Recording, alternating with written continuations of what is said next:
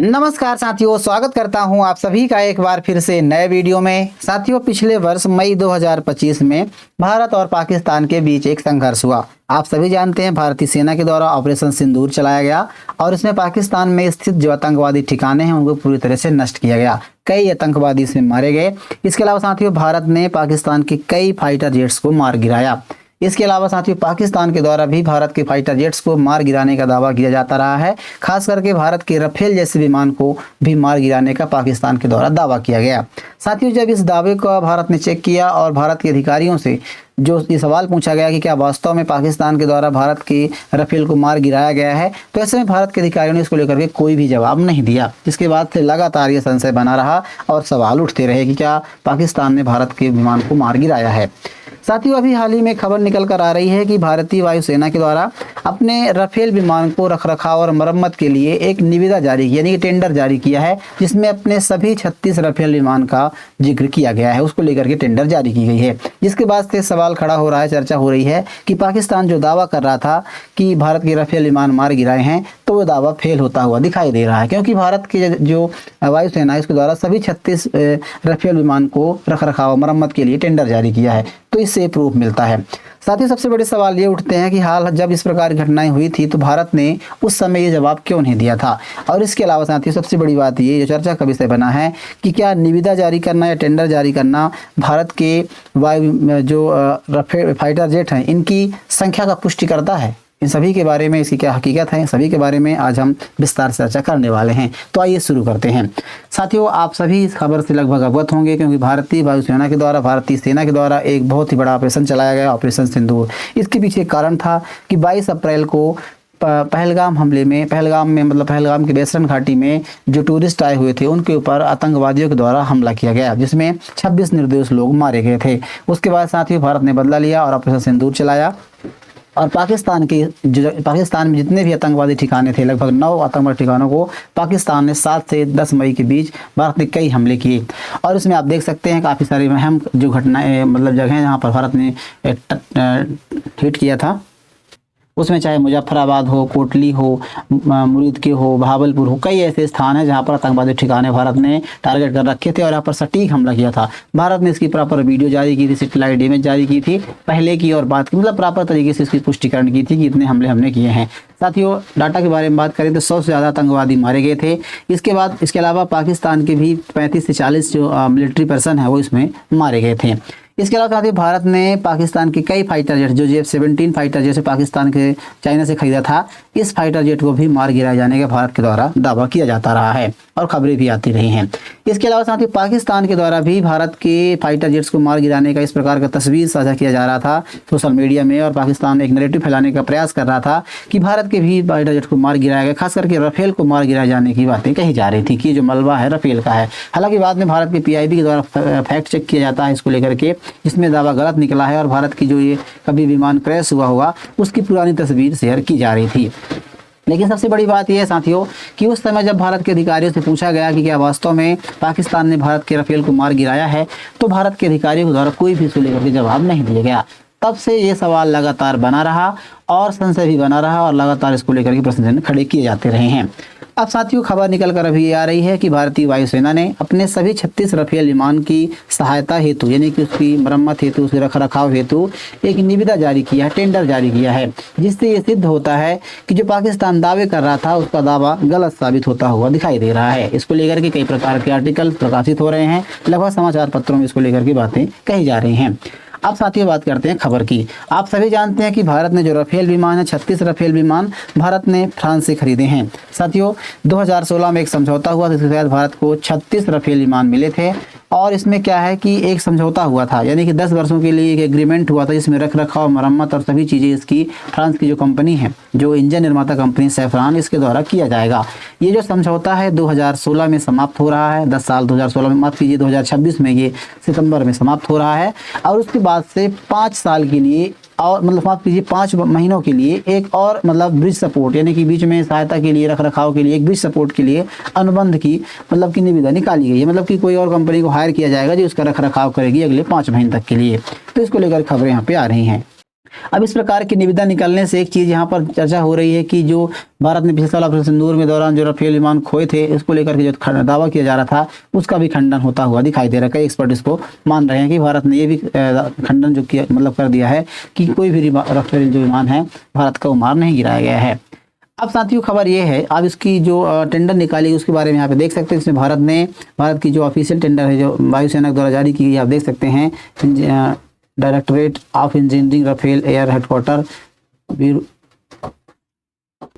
वायु भवन रेल मार्ग न्यू दिल्ली, इस प्रकार से यहाँ से जारी की गई है। इसमें सही जो बताई गई है, request for proposal for bridge support for Rafale leaf of Indian air force in pack basis, मतलब पैक बेस के आधार पर राफेल विमान के लिए कि जो सब ब्रिज सपोर्ट है उसको लेकर निविदा जारी की गई। इसमें बताया गया है कि Indian air force operation of flat of 36 Rafale aircraft proceed, मतलब भारत तभी 36 विमानों का जो है अभी भी ऑपरेशन करता है, ऑपरेशनल है। और इसमें इसके बारे में बताया गया है कि 36 वीडियो भी शामिल हैं और इसमें लेकर डाटा शेयर किया जा रहा है, जिसको लेकर के जो प्रमाण है वो काफ़ी हद तक और भी पुख्ता होता हुआ दिखाई दे रहा है। जिसमें यह है कि जो 5 महीने का भी टेंडर जारी किया गया रहा है। अब इसमें जो निर्धारित इसकी जो उड़ान है, मतलब कि 150 घंटे एक विमान प्रति वर्ष, यानी एक वर्ष में एक विमान 150 घंटे उड़ सकती है। अब इसके हिसाब से 36 विमान है तो 5400 घंटे होते हैं, 5400 घंटे सभी विमान मिल करके उड़ सकते हैं। अब इसके अकॉर्डिंग बात करें तो यानी कि एक विमान का जो एक महीने का जो उड़ान होता है वो साढ़े 12 घंटे एक महीने का उड़ान का होता है। यानी कि एक विमान भारत का राफेल विमान 12.5 घंटे उड़ सकता है और 5 महीने के लिए उड़ान भरता है और 36 विमान है तो उस हिसाब से देखा जाए तो 22 से 50 घंटों की आवश्यकता का अनुमान लगाया जाता है। यानी कि जो डाटा निकल कर आता है पूरे 36 राफेल विमानों का आता है कि 22 से 50 घंटे की आवश्यकता है उड़ान की, मतलब आने वाले समय के लिए इसका रख रखाव किया जाए। तो ये डाटा कहीं ना कहीं इस बात को पुख्त करता है या फिर पुष्टि करता है कि भारत के सभी राफेल जो विमान है वो ऑपरेशनल हैं। जो पाकिस्तान दावा कर रहा था कि उसने राफेल मार गिराए हैं तो उसको भी कहीं ना कहीं इस दावे को वो फेल करता है, यानी कि फेल होता हुआ दिखाई देता है। अब साथियों बात करते हैं कि राफेल क्या है। साथियों राफेल एक प्रकार का भारतीय मतलब फ्रांस के द्वारा निर्मित एक कंपनी डसॉल्ट एविएशन के द्वारा विकसित की गई, यानी कि 4.5 पीढ़ी यानी कि 4.5 जनरेशन का एक मल्टी रोल लड़ाकू विमान है। मल्टी रोल मतलब कि कई क्षेत्रों में काम कर सकता है और एक फाइटर जेट लड़ाकू विमान है, इसे ओमरियोल फाइटर जेट भी कहा जाता है। और साथ ही भारत ने एक समझौते के तहत 2016 में फ्रांस से 36 राफेल विमानों का सौदा किया था और अभी भारत में सभी विमान ऑपरेशनल हैं। इसकी खासियत के बारे में बात करें साथियों तो ये मल्टी रोल क्षमता वाला, यानी इस पर दे सकते हैं हवा से हवा में मार कर सकता है, एयर टू एयर कॉम्पैक्ट कर सकता है, हवा से ज़मीन पर मार कर सकता है, समुद्री लक्ष्य पर हमला कर सकता है, इसका टोही विमान होते हैं उन पर हमला कर सकता है, परमाणु हथियार ले जाने में क्षमता में सक्षम है। इसकी जो गति होती है वो ध्वनि की 1.8 गुना तेज ध्वनि की गति से होती है और लगभग 19,000 किलोमीटर प्रति घंटा की रफ्तार से उड़ सकता है। कॉम्पैक्ट रेडियस इसमें इंजन लगे होते हैं, जो रेंज 1850 किलोमीटर की रेंज है। इसके अलावा एयर रिफ्यूलिंग मतलब हवा में भी ऑयल भर सकता है। इसके अलावा अधिक दूरी तक का मिशन संपन्न कर सकता है। इसमें 2 प्रकार के इंजन लगे हैं। सैफरान एयरक्राफ्ट लगा हुआ है M88 का, जो प्रत्येक लगभग 75 kN का थ्रस्ट उत्पन्न करता है, मतलब काफ़ी महत्वपूर्ण या फिर इंपॉर्टेंट इंजन माना जाता है।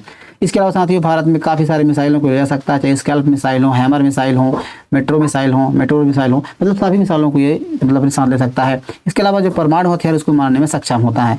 AES रडार सिस्टम लगा होता है, इससे क्या है कई जो लक्ष्य है एक साथ को कई लक्ष्यों को एक साथ ट्रैक कर सकता है। दुश्मन को रडार इतना महत्वपूर्ण है इसका कि दुश्मन को पता लगा पाना कठिन हो, तभी तो भारत के राफेल विमान या जो सुखोई विमान है वो पाकिस्तान के हमलों में जो ऑपरेशन सिंदूर चलाया गया था उसमें पाकिस्तान में घुस करके और मार करके आ गए, तो मतलब कि रडार की पकड़ में ही नहीं आए, तो काफ़ी इंपॉर्टेंट माने जाते हैं। इसके अलावा स्पेक्ट्रम सिस्टम भी यहाँ पर लगा होता है, इसमें क्या दुश्मन के रडार को पहचान नहीं पाता है, मिसाइल चेतावनी देता है। इसके अलावा इलेक्ट्रॉनिक जैमिंग भी कर सकता है, मतलब काफ़ी सारे टेक्नोलॉजी इसमें लगे होते हैं।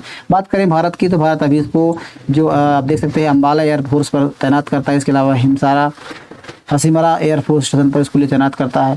अम्बाला पर पाकिस्तान के लिए निगरानी रखता है। इसके अलावा चीन सीमा पर निगरानी रखने के लिए भारत को इसको तैनात करता है। तो इसकी खूबियाँ हैं।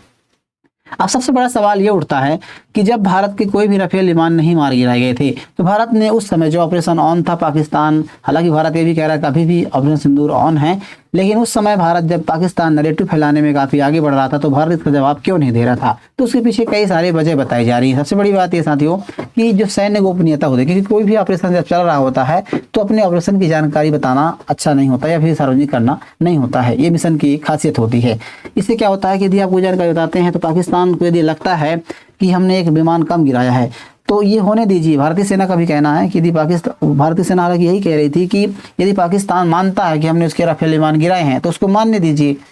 ये इस प्रकार के बयान दिए जा रहे थे, यानी कि तुरंत भारत इस हर दावे का जवाब नहीं देता है। इससे क्या है कि विरोधी जो वायुसेना होती है, विरोध को भारतीय वायुसेना की जो तैनाती है उसके नुकसान का, ऑपरेशन के बारे में अतिरिक्त जानकारी मिल सकती है। यदि सवाल पूछा जाता है कि विमान नहीं गिराया गया है, दावे किए जा रहे हैं, तो एक नैरेटिव वार में भारत फंस सकता था, इसलिए भारत ने जानकारी साझा नहीं की। इसके अलावा अधिकार भी देता है, यदि भारत कह भी देता भारत के अधिकारियों द्वारा कहा जाता कि कोई भी विमान नहीं गिराया गया, तो उससे और भी सवाल पूछ जाते कि आपने क्या तैयारी की थी, किस प्रकार की तैयारी आपने करी थी कि जो नहीं गिराया गया। तो मतलब एक प्रकार से कहने तात्पर्य है कि और भी मामला बढ़ सकता था, इसको लेकर के भारत बचने का प्रयास किया। दूसरी चीज़ ये भी है कि भारत ये भी चाहता था कि भाई आप पाकिस्तान ने यदि मार गिराया राफेल विमान का तो सबूत पेश करें, क्योंकि भारत ने जो भी हमले यहाँ पर किए हैं सभी के सबूत दिए हैं, प्रॉपर उसकी वीडियो जारी की गई, सेटेलाइट इमेज के माध्यम से बताई गई है, पहले की तस्वीरें और बाद की तस्वीर, दोनों तस्वीरें साझा की गई है, जिससे मतलब जो हमले का प्रमाण है वो भारत ने पेश किया है। तो भारत को भी लग रहा था, भारत भी चाहता था कि पाकिस्तान ने भारत के राफेल विमान को मार गिराया है तो उसकी प्रॉपर उसकी वीडियो जारी करे या फिर उसकी मतलब प्रॉपर इमेज पेश करे, ताकि इससे प्रभावित हो सके और जो मल्टीनेशनल कंपनी जैसे कि जो राफेल की कंपनी उसको भी पता लग सके।